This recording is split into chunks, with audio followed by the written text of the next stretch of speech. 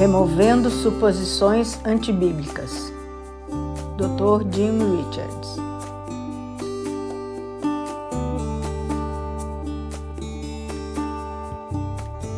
Mateus capítulo 9 nos conta a história da mulher que estava com hemorragia há anos. Ela ouviu sobre Jesus curando os doentes e operando milagres poderosos. Ela sabia que Jesus tinha poder para curar, mas não sabia quais requisitos ela teria que cumprir para se qualificar para a cura. Os historiadores nos dizem que havia uma superstição naqueles dias sobre tocar a bainha das vestes. A mulher pegou sua fé, tal como era, e a misturou com alguma superstição local para desenvolver as condições nas quais ela teria de crer para receber a cura. Felizmente, a mulher conseguiu passar pela multidão, tocar em Jesus e ser curada.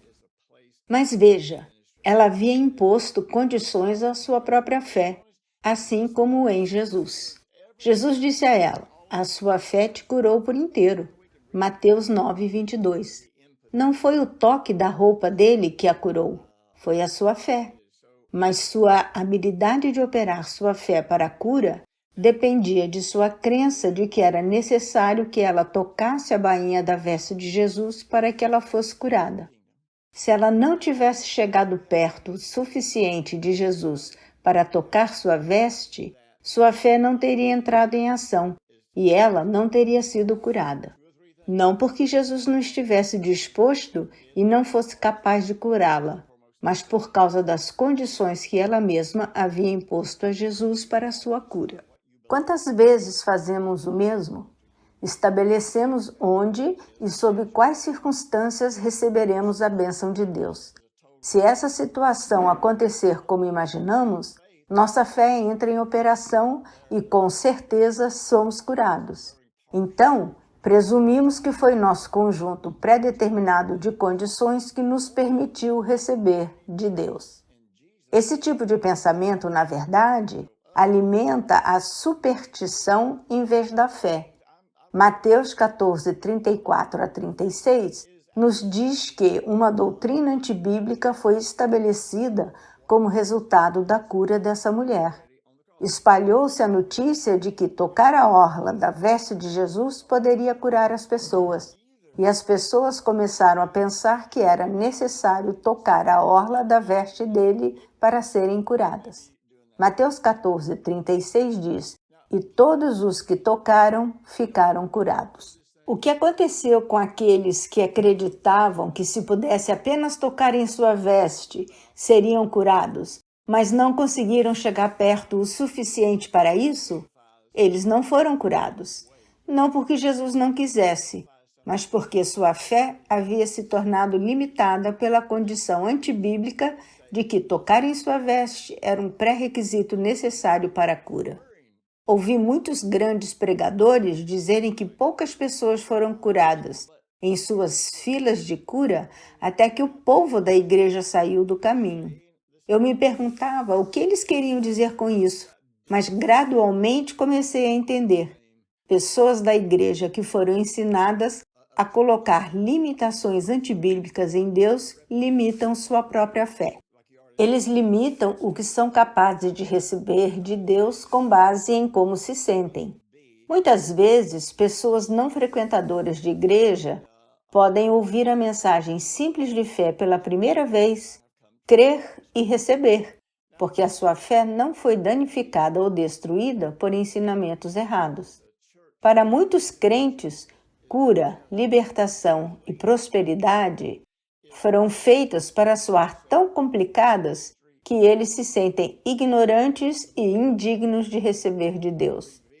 Foi-lhes dito para olhar para dentro em busca do motivo quando ficam doentes ou têm problemas financeiros. Descubra o que você fez para abrir a porta para o diabo. Esse tipo de pensamento cai muito bem nas mãos do diabo. Ele é o acusador dos irmãos. Quando começamos a procurar falhas em nossas vidas, ele nos ajuda a encontrá-las. Então ele nos diz que merecemos estar doentes, falidos ou em cativeiro. Sob a lei, o fracasso resultou em maldições enquanto o bom comportamento trouxe as bênçãos.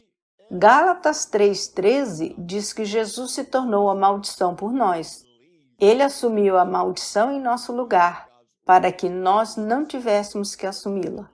Já que Jesus levou a maldição em nosso lugar, o diabo não tem autoridade para tentar colocá-la de volta em nós. Jesus nos libertou desse sistema de uma vez por todas. Os cristãos do Novo Testamento frequentemente olham para a Antiga Aliança e veem as condições ali descritas para receber as promessas de Deus. Eles tentam aplicar essas condições às suas próprias vidas. Mas Gálatas 3,13 nos diz que somos redimidos da maldição. O versículo 14 nos diz que as bênçãos de Abraão são nossas. Pela fé, Abraão viveu sob a promessa, não sob a lei. Toda promessa que Deus fez a Abraão é sua, porque você não está sob a lei do pecado e da morte. Romanos 8,2. Além disso, 2 Coríntios 1,20, NVI, diz: pois não importa quantas promessas Deus tenha feito, todas elas são sim em Cristo. Isso significa que todas as limitações das promessas da antiga aliança são removidas para aqueles que estão em Cristo. Colossenses 1,12 diz: o Pai os qualificou para participar da herança dos santos no reino da luz. Jesus qualificou você para receber todas as promessas, toda a herança de Deus. A fé vem pelo ouvir e o ouvir pela palavra de Deus. Romanos 10,17.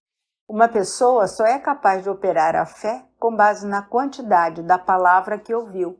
A maioria dos cristãos, mesmo aqueles que frequentam igrejas de evangelho integral, foram ensinados a colocar limitações antibíblicas em Deus. Eles realmente não ouviram a mensagem plena do Evangelho. A igreja pegou as promessas simples de Deus e as tornou complicadas, colocando condições nelas onde nenhuma existe.